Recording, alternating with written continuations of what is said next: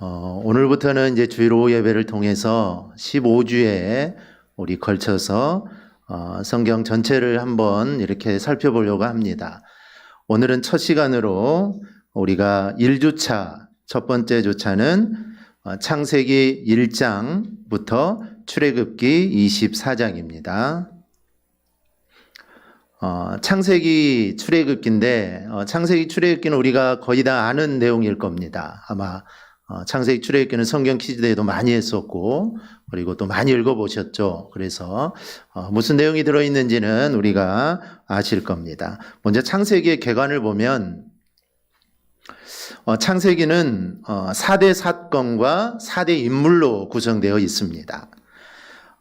이 말은 곧 인류의 역사와 인물 역사로 구분할 수 있는데 인류의 역사는 창조와 그 다음에 타락과 홍수와 이 바벨탑 사건이고 그 다음에 4대 인물은 아브라함, 이삭, 야곱, 요셉의 이야기입니다. 그래서 여기까지 요셉까지가 이제 창세기에 나타나 있는 이야기입니다. 그런데 이 모든 사건들, 즉 창조, 타락, 홍수, 바벨탑, 그리고 아브라함, 이삭, 야곱, 요셉, 이 모든 이야기는 예수 그리스도를 점진적으로 드러내는 것입니다. 그래서 모든 성경이 가고 있는 방향은 오직 예수 그리스도입니다. 창조를 이야기하고 타락을 이야기하고 홍수를 이야기하고 바벨탑을 이야기해도 아브라함, 이삭, 야곱, 요셉을 이야기해도 그 이야기가 가고 있는 그 부분은 예수 그리스도라는 겁니다. 그래서 처음에 창조 때는 예수 그리스도가 잘 드러나지 않죠. 그런데 계속해서 진행하다 보면은 예수 그리스도가 점점 밝게 드러나는 겁니다. 빛을 봤을 때 멀리서는 빛이 잘 보이지 않는데 그 빛으로 가면 갈수록 그 빛이 더 환하게 보이듯이 성경을 계속 읽어가고 창세기부터 계속 보다 보면은 그 예수의 이름이 더 선명하게 계속 우리에게 다가오는 겁니다. 그게 바로 성경이 쓰여진 목적이죠. 그러니까 성경을 읽을 때도 우리가 그런 마음, 즉 예수를 내가 본다라는 마음으로 읽어야 합니다. 이 출애굽기는 어린 양과 성막입니다. 이 전반부는 어린 양을 통해 구원을 이야기하고 후반부는 성막을 주시는 그런 이야기가 기록되어 있습니다. 이 첫째 날은 우리가 내일 월요일은 창세기 1장부터 창세기 11장 26절까지가 있습니다. 이 내일의 주제는 창조의 목적입니다. 왜 하나님이 이 세상을 창조하셨는지 그 목적을 우리가 읽게 됩니다. 1, 2장은 창조에 대한 이야기입니다. 우리가 잘 아는 창세기 1장 1절 태초에 하나님이 천지를 창조하시니라. 천지를 창조하시고 사람을 만드신 분은 하나님이라는 것이죠. 그럼 하나님이 왜 세상을 창조하셨을까요? 저 물어보면 대답을 잘 하셔야 돼요. 왜 하나님은 세상을 창조하셨을까요? 그냥 하나님 그냥 혼자 있으셔도 되는데 왜 하나님은 이 세상을 창조하시고 왜 인간을 창조하셨을까요? 우리와 함께 하시고 영광을 받으시기 위해 인간과 이 세상을 창조한 겁니다. 그러니 우리 인간이 살아가는 목적은 하나님과 동행하고 하나님과 교제해야 되고 그리고 하나님의 영광을 드러내는 삶을 우리가 살아야 합니다. 이게 인간이 살아가는 목적이고 이 세상을 창조하신 목적입니다. 이 두 번째는 3장에서 5장은 타락이죠. 하나님이 사람을 창조하시고 에덴 동산을 경작하며 지키게 하십니다. 그리고 나무를 다 따먹어도 되는데 선악을 알게 하는 나무는 따먹지 말라라고 하죠. 창세기 2장 7절을 보면 네가 먹는 날에는 반드시 죽으리라. 반드시 죽는다는 겁니다. 이것은 내가 너의 생명을 가지고 있다라는 겁니다. 즉 우리의 생명은 하나님께 있다라는 것을 하나님이 알려주기 위함이죠. 여러분 선악과는 별로 중요한 게 아닙니다. 그 나무 자체가 중요한 게 아니죠. 왜 하나님이 그 나무를 거기에 놓으셨고 왜 이런 언약을 하셨는가가 중요한 겁니다. 그래서 하나님 말씀에 대한 순종, 그 하나님 말씀하셨을 때 그것을 지키느냐 지키지 않느냐 그게 중요한 것이죠. 선악과 그렇게 중요한 것은 아닙니다. 아담은 하나님으로부터 행위 언약을 받습니다. 이 말 그대로 행위를 통해서 언약을 맺는 것인데 그 행위는 선악을 알게 하는 나무를 따먹지 않는 것. 이게 하나님과 인간, 즉 하나님과 아담, 하나님과 온 인류 사이에 맺어진 언약입니다. 그런데 뱀의 경고로 인해 이 언약을 어기게 되고 에덴 동산에서 쫓겨납니다. 쫓겨나는 것은 뭐 상관없겠죠. 그런데 중요한 하나님과의 단절이 됩니다. 이제는 하나님이 에덴 동산에서와 같이 아담과 같이 거닐고 이런 일을 하지 않습니다. 이제 죄로 인해 하나님과 인간 사이가 갈라진 것이죠. 그리고 수고와 고통과 죽음의 상태로 타락을 하게 됩니다. 그런데 하나님은 그들을 그냥 놔두지 않으시고 은혜의 언약을 맺으십니다. 은혜의 언약은 말 그대로 행위와 반대입니다. 어떤 행위를 해서 하나님과 언약을 맺고 복을 받는 게 아니라 그냥 하나님의 은혜로 하나님이 그냥 우리에게 약속해 준 것이죠. 즉 사람의 죄를 해결하시기 위해 여자의 후손 예수 그리스도를 보낼 것이고 그 증표로 가죽옷을 입혀서 아담과 하에게 입혀줍니다. 그리고 그 후에 아벨의 제사와 가인의 살인사건이 발생하죠. 믿음으로 드린 아벨의 제사는 어린 양 예수 그리스도의 희생을 상징합니다. 하나님은 아벨의 제사를 받음으로 믿음으로 구원받는 것을 입증하시죠. 그래서 우리의 삶, 즉 우리의 예배도 아벨의 제사처럼 믿음과 순종의 삶을 입증해야 하는 것입니다. 그래서 예배가 중요한 겁니다. 예배가 왜 중요하냐? 내 믿음과 내 순종을 지금 하나님께 내가 보이는 게 예배인 겁니다. 아벨은 그 믿음과 그 순종을 하나님께 드렸다가 그는 죽임을 당하게 되죠. 하나님께 보여준 겁니다. 하나님께 자신의 믿음과 순종을 보여준 것이죠. 그래서 우리도 예배를 통해 우리의 그런 모습들을 하나님께 보여주어야 합니다. 그리고 그의 홍수 사건이 일어나는데 사람의 죄악이 세상에 가득하고 사람들이 생각하는 것이 너무 악했기 때문에 하나님은 심판으로 인해 세상 사람들 다 쓸어버리죠. 그리고 노아의 가족 8명만 구원하시고 그들과 노아의 언약을 맺습니다. 이 사건에 대해 예수님이 이렇게 말하죠. 마지막 날에 인자의 임함도 노아의 때와 같으므로 준비하고 깨어 있으라. 이 마지막 때도 노아의 때와 같다라는 겁니다. 자기 생각대로 내가 좋을 대로 그냥 자기 마음대로 사는 그때 예수님이 오신다. 그러니까 너희는 깨어 있으라라는 것이죠. 그 후에 바벨탑 사건이 있습니다. 노아의 세 아들로부터 이제 사람들이 많아지게 되죠. 그리고 그들은 그들의 이름을 내어서 하나님께 대항하려고 탑을 쌓습니다. 그게 바벨탑이죠. 이 하나님의 언어를 혼잡케 하십니다. 왜 우리 언어가 이렇게 많으냐? 답은 성경에는 이 사건입니다. 그래서 이 죄를 짓지 않았다면 전 세계 인구는 하나의 언어를 아마 썼을 건데 이 죄로 인해 언어가 이제 나눠지게 되죠. 그래서 말이 통하는 사람들끼리 이제 흩어지게 됩니다. 그래서 세계 각지로 흩어지게 되죠.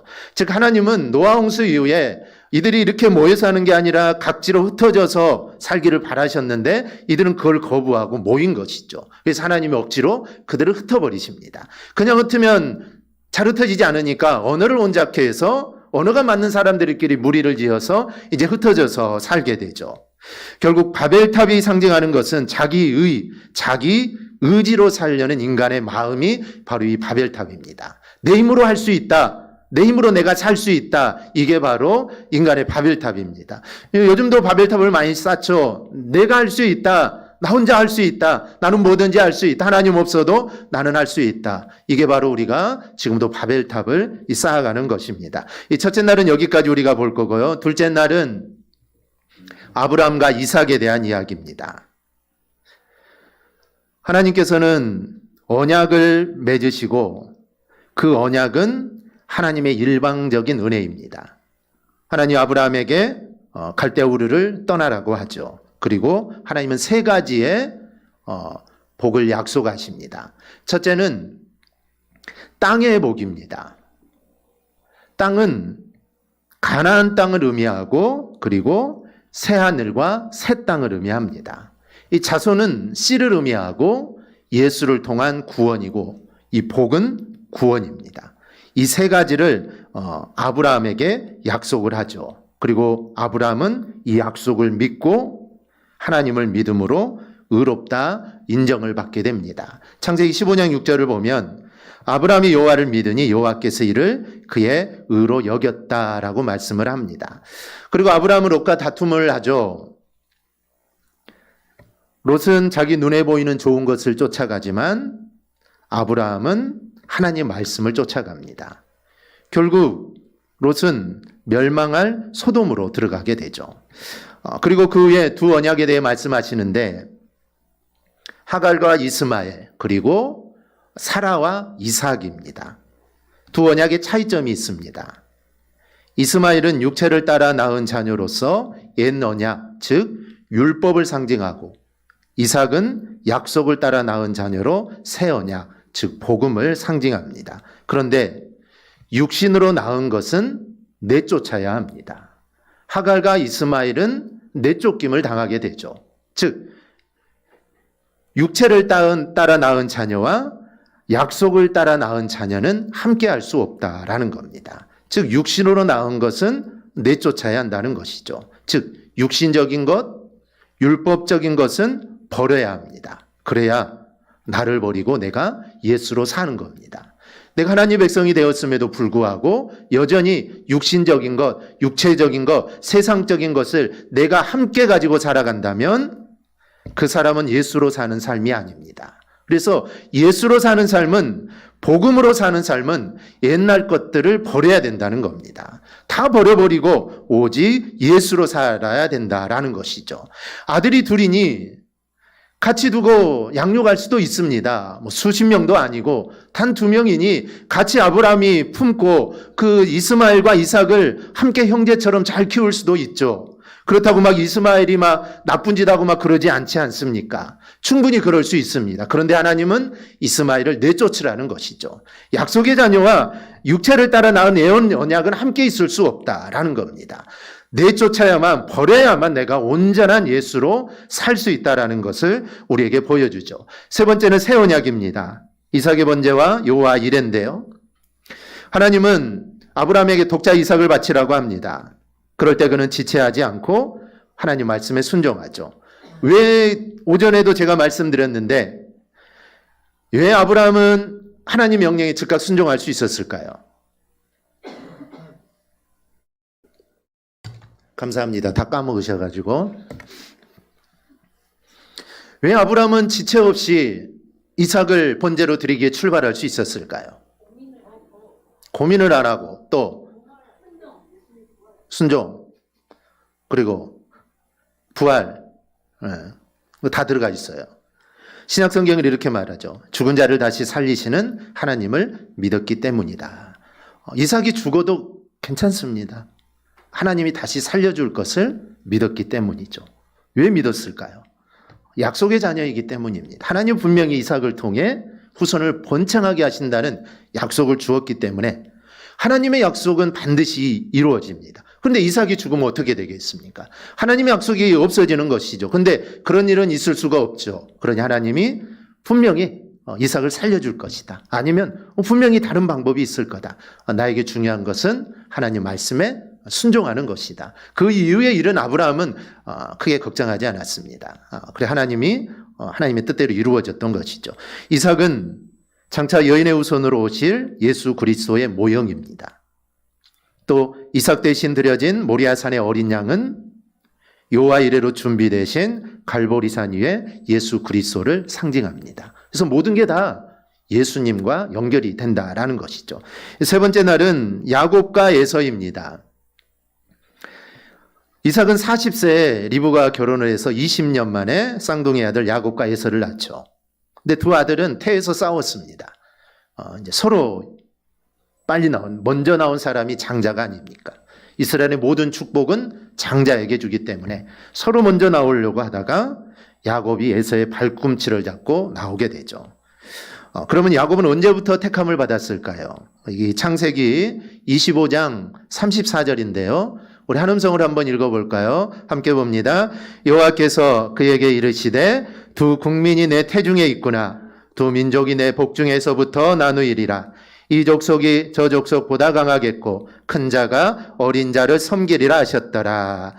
뱃속에서 이미 약속된 것입니다. 이 뱃속에서 이미 하나님은 에서를 택한 게 아니라 야곱을 택한 것이죠. 그리고 이 택함은 더 거슬러 올라가면 창세 전부터 이미 하나님은 택한 겁니다. 그래서 하나님의 택함은 조건이 없다는 거예요. 이삭과 에서와 야곱이 태어나서 그 하는 것을 보고 택했다면 조건이 있는 것이죠. 그런데 이미 태중에 이 두 아들이 나와서 어떤 일을 하나님은 아시겠지만 아버지와 어머니는 모르죠. 그런데 그때 하나님은 그들을 택했다라는 것이죠. 그리고 12아들과 이스라엘입니다. 하나님의 택하심을 입은 야곱은 장자의 축복을 가로챈 후에 외삼촌 라반의 집에 가서 20년을 지내죠. 그런데 삼촌 집에 가면서 그는 아버지도 속이고 형도 속였습니다. 그런데 이거는 뿌린 대로 거두게 돼 있습니다. 외삼촌으로부터 사기 결혼을 당하고 품삯도 탈취당하는 등 속임의 대가를, 즉 자기가 속여서 그 속임의 대가를 자기가 받게 됩니다. 고난 속에 야곱은 12아들을 얻죠. 그 12지파를 이제 이루게 됩니다. 큰 부자가 돼서 고향으로 다시 돌아오죠. 아버지 집을 떠날 때 베델에서 하나님을 만나게 되죠. 그리고 다시 20년 다시 고향으로 돌아올 때 다시 하나님께서 또 한 번 만나 주십니다. 야곱이 만났던 이 사닥다리는 하나님과 죄인 사이에 끊어진 관계를 연결하는 예수 그리스도의 십자가의 예표가 됩니다. 그래서 땅과 하늘을 연결했듯이 그 사닥다리는 예수 그리스도께서 우리와 하나님을 연결해 주시는 그 십자가의 예표가 됩니다. 넷째 날은 유다와 요셉입니다. 야곱의 12아들 중에 11번째가 요셉인데 그가 17살에 꿈을 꾸죠. 두 가지 꿈인데 하나는 형들의 곡식단이 자기에게 절하는 것, 또 다른 하나는 해와 달과 11별이 그에게 절하는 겁니다. 이 꿈으로 인해 요셉은 형들에 의해 죽을 위기에 처하게 되죠. 이때 요셉을 살려주자, 노예로 팔자라고 했던 형이 바로 유다입니다. 유다가 죽이지 말자라고 했죠. 그냥 팔자라는 것이죠. 결국 요셉은 애굽으로 가는 상인들에게는 이 집에 팔리고 보디발의 집에 노예가 됩니다. 형들은 요셉을 팔아넘긴 후에 짐승에게 잡아먹었다고 아버지를 속이죠. 야곱은 요셉을 특별히 사랑했는데 채색 옷을 입힐 정도로 특별히 사랑했는데 그 사랑하는 아들이 죽었으니 이 얼마나 상심이 크겠습니까? 이를 지켜볼 수 없었던 아들이 바로 유다입니다. 그래서 유다는 가나안 여인과 결혼해서 3명의 아들을 낳습니다. 즉 괴로워하는 아버지에게 이 손자를 안겨주어서 아버지의 기쁨을 드리기 위해 그가 결혼을 해서 세 아들을 아버지께 드리죠. 유다는 큰아들 엘을 다말과 결혼을 시킵니다. 그런데 이 큰아들 엘이 하나님 앞에서 악을 행해서 하나님께 죽임을 당하게 되죠. 이스라엘에는 이 계대 결혼이라는 관습이 있습니다. 형제가 자녀 없이 죽으면 가장 가까운 형제가 죽은 형제 아내와 결혼을 해서 그 대를 잇게 하는 것이죠. 큰아들이 죽었으니 아이를 낳지 못하고 죽었으니 이제 오난이라는 둘째 아들이 형수하고 결혼을 해서 그 대를 이어줘야 합니다. 그런데 이 오난이 계대 의무를 다하지 않습니다. 결혼을 해서 가정을 이루어서 자녀를 낳아줘야 되는데 이 의무를 하지 않는 것이죠. 그래서 하나님이 또 그를 죽여버립니다. 그래서 큰아들, 둘째 아들이 죽게 되죠. 그래서 이제 마지막 셋째 아들 셀라가 남았는데 유다는 막내 아들까지 잃을까봐 결혼을 시키지 않습니다. 어리다고 계속 미루면서 결혼을 시켜주지 않죠. 그래서 다말이 속이 상해서 아버지를 속이고 창녀로 가정해서 유다로 말미암아 쌍둥이를 낳게 됩니다. 그 쌍둥이가 세라와 베레스죠. 베레스가 여기도 마찬가지입니다. 둘째가 베레스인데 베레스가 세라를 미치고 먼저 나오게 됩니다. 룻기를 보면은 다말이 유다에게서 나온 베레스의 족보로 시작해서 다윗까지 연결이 됩니다. 이거는 이해할 수 없는 하나님의 계획입니다. 이 정상적인 관계가 아니죠. 이래서는 안 되는 것입니다. 그런데 하나님은 그런 어찌 보면 악한 상황 속에서도 그것을 하나님의 계획으로 인도하셔서 그 후손으로 인해 다윗이 탄생하도록, 그리고 그 후손으로 예수 그리스도가 탄생하도록 이끄신다라는 것이죠. 그래서 하늘과 선을 이루시는 또 하나님의 은혜를 우리가 볼 수가 있습니다. 이 요셉은 야곱에게 12아들과 이스라엘이라는 이름을 주게 됩니다. 그리고 이스라엘 민족의 토댕을 위해 육적 이스라엘이 야곱의 가족을 애굽으로 내려가게 되죠. 하나님은 그 큰 구원을 이루기 위해 요셉을 앞서 보낸 겁니다. 요셉이 형들에게 미움을 당하고 그리고 죽을 위기였지만 그래도 죽지 않고 애굽으로 팔려가는데, 이것은 나중에 요셉이 고백했듯이 하나님이 보낸 겁니다. 하나님이 먼저 보낸 것이죠. 그래서 먼저 가서 길을 좀 닦아 놓으라고 하나님이 먼저 보낸 것입니다. 우리 가정 중에 만약에 나만 믿는다면, 나만 예수 그리스도를 믿고 우리의 가족들이 예수를 믿지 않는다면, 오늘 말씀과 같이 하나님이 나를 먼저 보낸 것입니다. 하나님 먼저 나를 예수 믿도록 한 것이죠. 그 이유는 나를 통해 우리 가족의 구원을 이루기 위해 하나님 먼저 나를, 즉 요셉을 먼저 그 고통스러운 애굽으로 보냈듯이 먼저 나를 예수 믿게 한 것입니다. 우리는 그런 마음을 가져야 합니다. 그래서 내가 먼저 믿었으니 내가 할 일은 우리 가족을 구원하는 일이다, 이런 생각을 가지고 가족의 구원을 위해 우리가 늘 기도하는 삶을 우리가 살아야 합니다. 이 다섯째는 5일날은 모세와 10가지 기적입니다.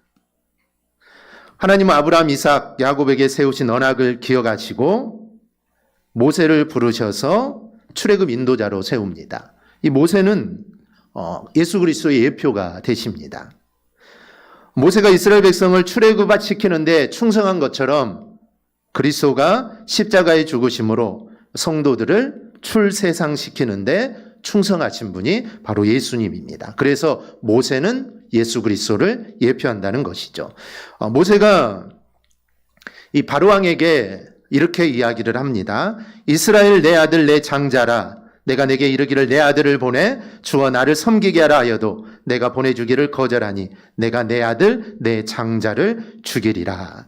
하나님이 그의 사랑하는 이스라엘 백성을 구원하기 위한 구속의 방법은 10가지가 아닙니다.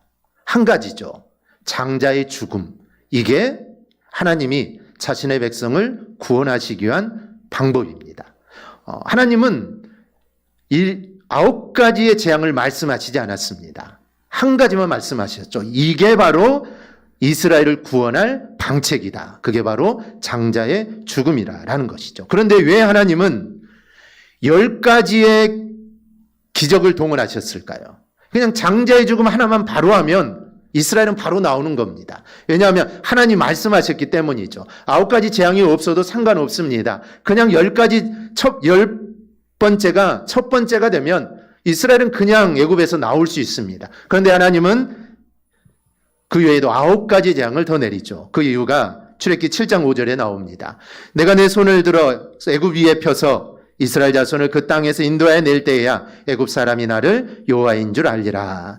10가지의 재앙을 애굽에 내린 이유는 이걸로 통하여 하나님이 여호와 되심, 그리고 천하에 이와 같은 분이 없다라는 것을 알기 위함입니다. 그래서 피, 개구리, 파리, 악질, 독종, 우박, 메뚜기, 흑암, 이 9가지 재앙은 이스라엘의 출애굽하는데 아무 도움이 되지 않는 재앙입니다. 출애굽할 수 있는 오직 한 가지 표징은 장자의 죽음이라는 것이죠. 이는 애굽 사람과 이스라엘 사이를 구별하는 겁니다.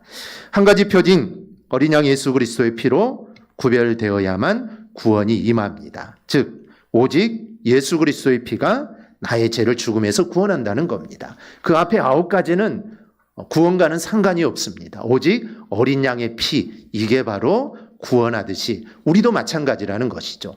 다른 것을 통하여 내가 구원받는 것이 아니라 오직 예수 그리스도로 인해 내가 구원받는다라는 겁니다. 6째 날은 출애굽과 시내산 언약입니다. 흠없는 어린 양의 피를 좌우 문설주와 임방에 뿌린 집은 죽음의 재앙이 넘어가죠. 어린 양 예수 그리스도의 피는 택하심을 입은 자들에게만 뿌려집니다. 그리고 구원의 능력이 있는 것이죠. 예수 그리스도의 피가 없으면 죽는 것입니다.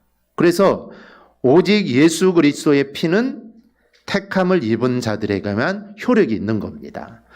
예수 그리스도의 보혈의 공로는 모든 사람에게 열려 있지만 그 혜택을 받는 자는 구원받는 자만 혜택을 받습니다. 구원받지 않는 자는 그 혜택이 아무런 의미가 없습니다. 출애굽할 때도 마찬가지죠. 그 어린 양의 피가 발라져 있는 선택된 그 가정만 죽음의 재앙이 넘어갑니다. 그래서 택함을 입은 백성에게만 이게 효력이 있다. 구원의 능력이 나타난다는 것이죠. 그리고 이들은 홍해를 건넙니다. 홍해는 신약 성경에서 홍해를 세례라고 합니다. 이 홍해는 세례를 의미합니다. 뒤에는 바로의 군대가 있고 앞에는 홍해가 가로막고 있는데 이때 구원의 전적인 조건은 하나님을 신뢰하는 그 믿음입니다. 하나님을 신뢰하는 믿음이 없으면 홍해는 건널 수 없습니다. 구원의 기쁨으로 광야에 진입한 이스라엘 백성에게 하나님은 일용할 양식을 내려주시죠. 이게 이제 만나인데 이 만나는 한 번만 먹는 게 아닙니다. 만나는 날마다 먹어야 되죠. 날마다 먹어야 됩니다. 즉, 이 만나는 날마다 먹어야 할 양식으로, 영혼의 양식으로 바로 예수 그리스도를 상징하는 겁니다. 즉, 하나님 말씀은 우리가 계속해서 듣고 먹어야 된다라는 것이죠. 약속의 땅으로 가기 위해서는 물도 필요하고, 그래서 모세가 호렙산에 반석을 쳐서 물이 솟아나게 합니다. 근데 고린도전서에 보면 그 반석은 예수 그리스도라고 말을 합니다. 다 같은 신령한 음료를 마셨으니는 그들을 따르는 신령한 반석으로부터 마셨음에 그 반석은 곧 그리스도시니라. 그래서 하늘의 만나와 반석의 생수는 예수 그리스도의 살과 피를 상징합니다. 그들은 시내산에 이르게 되고 시내산에서 율법을 받게 됩니다. 시내산에서 주어진 이 율법은 구원받은 이스라엘이 하나님의 백성답게 사는 법입니다.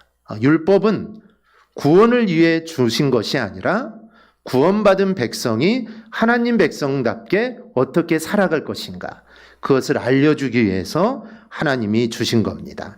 예수님은 나중에 십계명의 핵심이 하나님을 사랑하고 이웃을 내 자신과 같이 사랑하라 라고 하시면서 서로 사랑하라 라는 계명을 주십니다.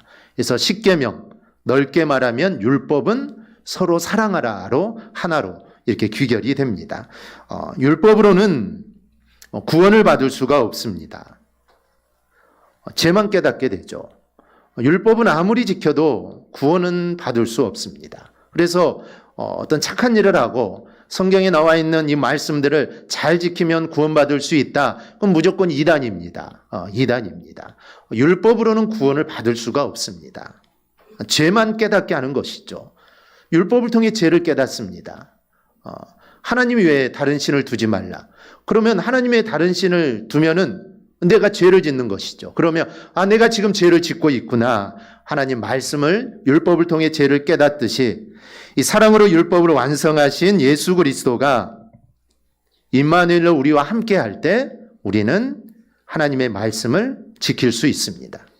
내가 지킬 수 있다, 나는 할 수 있다라고 해서 하나님 말씀이 지켜지는 게 아닙니다. 즉 스스로는 계명을 지킬 수 없다라는 것이죠. 그러므로 예수 그리스도의 은혜로 구원받은 사람은 자신의 죄에 대해서 죽고 그 안에 예수 그리스도로 우리는 살아가야 합니다. 이번 주에 우리가 통독할 성경인데요. 한 가지 특징이 있습니다. 계속에서도 마찬가지인데 계속해서 특징 똑같은데 한 가지 특징은 모든 것이 예수 그리스도와 연결되어 있다라는 것입니다. 예수 그리스도를 통한 구원과 연결되어 있습니다. 이것이 성경이 쓰여진 목적입니다. 성경이 쓰여진 목적은 예수 그리스도를 통한 구원입니다. 창조도 마찬가지고요. 타락했을 때 하나님이 그들에게 은혜 언약을 주시고 가죽옷을 입혀주신 거, 홍해를 건넌 거, 아니 뭐 만나를 주시고 메추라기를 주시고 그 모든 것들은 다 예수 그리스도를 통한 구원과 연결되어 있습니다. 구약 사람들은 잘 몰랐겠죠. 그들은 몰랐을 겁니다. 예수님이 아직 이 세상에 오시기 전이니 그들은 예수 그리스도, 메시아가 올 거라는 걸 잘 몰랐겠죠. 그러나 처음에 말씀드렸듯이 그들은 희미한 빛을 본 것입니다. 우리가 이런 애굽에 빠져 있고 아니면 제약 중에 있고 그러면 우리가 구원을 받아야 될 텐데 그 구원자가 누굴까? 그때는 너무 희미해서 그분이 누구인지, 그 존재가 누구인지 알 수가 없죠. 그런데 성경을 계속해서 읽어나가고 계속해서 사건들을 접하다 보면은 이분이 바로 메시아고 이분이 바로 예수 그리스도라는 것을 알게 됩니다. 우리는 이제 확실하게 알죠. 구약 사람들은 몰랐을 겁니다. 신약 사람들도 아는 사람은 있었지만 또 모르는 사람도 있었겠죠. 하지만 우리는 다 알고 있습니다. 창세기를 기록되고 이 세상을 창조하시고 이 모든 과정들은 바로 우리를 구원하시기 위한 하나님의 하나의 계획이었다. 즉 그리고 성경을 주신 것도 나를 구원하시기 위해서 성경을 주셨다라는 것을 우리가 이제 알게 되는 것입니다. 그러니 성경을 읽을 때는 예수 그리스도를 생각하고 구원을 생각하고 읽어야 합니다. 다른 생각하고 읽어서는 안 됩니다. 와, 신기하다. 뭐 신기하는 일도 많죠.